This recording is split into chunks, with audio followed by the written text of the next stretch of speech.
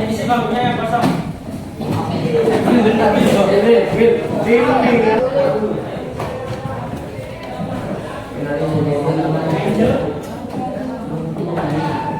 Arya Satya, Cakra Putra, Dava, GP, Hari, kemudian Hari. Oke, perhatikan di depan kita akan memasuki materi cahaya. Mungkin ada yang sudah membuka buku cahaya, cahaya. Oke, tujuan pembelajaran kali ini, ya, peserta didik dapat menjelaskan sifat-sifat cahaya. Lalu peserta didik dapat menguraikan karakteristik cahaya yang terjadi. Lalu peserta didik dapat. Di sini ada yang pernah melihat wayang? Filipin. Ada yang pernah melihat Filipin? Ya, nggak apa-apa. Benar, ada. Nah, di wayang itu memanfaatkan cahaya nggak? Ya. Gimana nya? Belakang layar. Ini silakan dengan bagian videonya.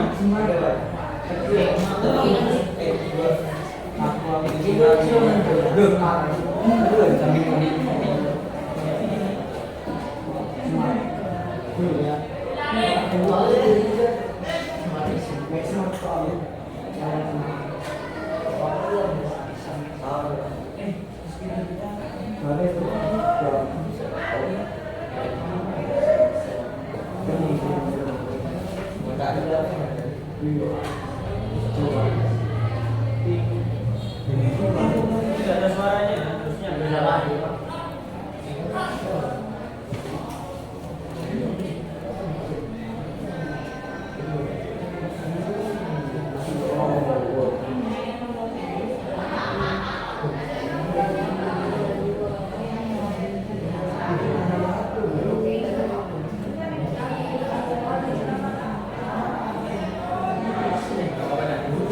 Jadi ini adalah contoh wayang ya.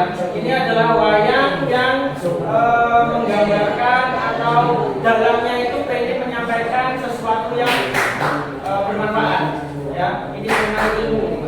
Jadi kita harus berbagi ilmu kepada siapapun tanpa imbalan ibaratnya itu. Ini contoh wayang. Pertanyaannya, apa yang kalian pahami setelah melihat video yang pertama, video wayang? Cahayanya dari mana? Dari belakang layar ya, jadi memanfaatkan cahaya juga. Apa tujuan dari pelaksanaan budaya tersebut? Ada yang tahu? Wayang itu tujuannya apa sih? Ada yang pernah buka? Edukasi boleh. Jadi tadi seperti tadi itu juga menyampaikan edukasi, dalamnya menyampaikan edukasi. Yang lain? Wayang juga dapat sebagai sarana hiburan tentunya, dan juga dulu dipakai untuk menyebarkan agama. Ada yang pernah dengar? Wayang untuk menyebarkan agama, ya. Jadi wayang itu sebagai media untuk penyebaran agama, dan banyak sekali tujuan dari kebudayaan wayang itu sendiri. Bagaimana keterkaitan budaya pada pertunjukan wayang dengan materi atau konsep cahaya yang akan kita pelajari? Jadi kita sudah tahu bahwa wayang itu sangat berkaitan erat dengan cahaya. Karena pelaksanaannya tentunya kita sudah tahu kalau wayang itu disorot nanti akan menghasilkan bayangan ya, itu nanti yang akan ditonton atau disaksikan. Oke, kita lanjutkan ya. Jadi wayang kulit itu merupakan kesenian tradisional asli Indonesia yang konon katanya pertama kali berkembang di Pulau Jawa. Dalam bahasa Jawa, wayang artinya bayangan. Hal ini dikarenakan penonton bisa menonton wayang dari belakang layar atau hanya bayangannya saja. Wayang kulit dimainkan oleh seorang dalang yang berada di belakang layar dengan menceritakan dan menggerakkan wayang kulit tersebut. Selanjutnya dalam pertunjukan wayang kulit, seorang dalang akan memainkan wayang kulit di balik layar dan terbuat dari kain putih. Sementara di belakangnya disorotkan lampu minyak atau belecong. Jadi lampu minyak untuk menyorotkan cahaya ke wayang itu namanya belencong, sehingga para penonton yang berada di depan layar dapat melihat bayangan wayang yang jatuh ke layar. Ini bentuknya belencong ya. Belencong dalam istilah pedalangan adalah alat penerangan untuk pertunjukan wayang pada masa lampau yang menggunakan bahan bakar minyak kelapa, berfungsi untuk menghidupkan bayangan wayang di balik layar. Kualitas pertunjukan wayang kulit tidak hanya dinilai dari ceritanya saja, akan tetapi juga bayangan dari tokoh-tokoh pewayangan yang muncul pada layar. Jika ini adalah sebuah pertanyaan ya, jika kamu menjadi dalang, apa yang akan kamu lakukan untuk mendapatkan bayangan yang sempurna agar dapat disaksikan dengan jelas oleh para penonton? Ada yang bisa menjawab? Kalau kalian menjadi seorang dalang, gimana cara menghasilkan bayangan yang bagus? Ada yang bisa menjawab? Gimana caranya? Ayo Mat, gimana Mat? Gimana caranya? Jika berkas cahaya yang dikeluarkan melalui belencong relatif kecil, maka akan terbentuk bayang-bayang umbra wayang yang akan terlihat jelas pada layar.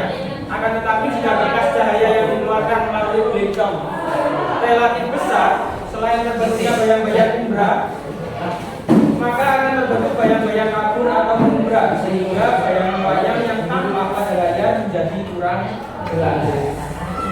Jadi itu tadi ya, harusnya kalian itu mengeluarkan cahaya dari belencong itu relatif kecil agar terbentuk wayang dengan bayangan yang jelas. Kalau misalnya cahayanya terlalu banyak, nanti akan ada penumbra, ya akan ada bayangan yang semu. Oke, ini kita hubungkan dengan perang, berkomunikasi perang pada saat zaman dahulu. Atau misalkan ini juga digunakan kalau misalkan kita hilang di hutan lalu memberikan isyarat, itu kan biasanya kayak cermin dipantulkan ke cahaya matahari dan dipantulkan ke segala arah. Siapa tahu ada yang menolong atau yang ada yang melihat. Ini juga antara kita. Oke, ini juga mitos ya lagi ya. Mitos mengenai larangan keluar rumah pada saat maghrib. Ada yang pernah dengar seperti itu? Jadi kalau misalkan kalian keluar maghrib, wewe gombel. Ya, saya wewe gombel. Ada yang masih di situ kan?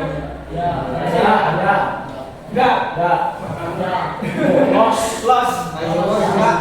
Oke, jadi orang tua itu kebanyakan ya sering mengingatkan anak-anaknya untuk masuk rumah ketika waktu sore hari atau pulang sebelum waktu sore hari agar tidak diculik hantu. Semua ini tidaklah hanya sebatas mitos saja, akan tetapi ada konsep sains yang ada dalam larangan tersebut. Berdasarkan mitos larangan di atas, ada penjelasan konsep sains yang bersumber dari buku berjudul The Science of Solar, karya Profesor Dr. Insinyur Haji Osli Rahman. Beliau menjelaskan bahwa alam mengalami perubahan spektrum cahaya sehingga memancarkan cahaya berwarna merah. Pancaran tersebut diketahui sebagai gelombang elektromagnetik yang memiliki warna berbeda.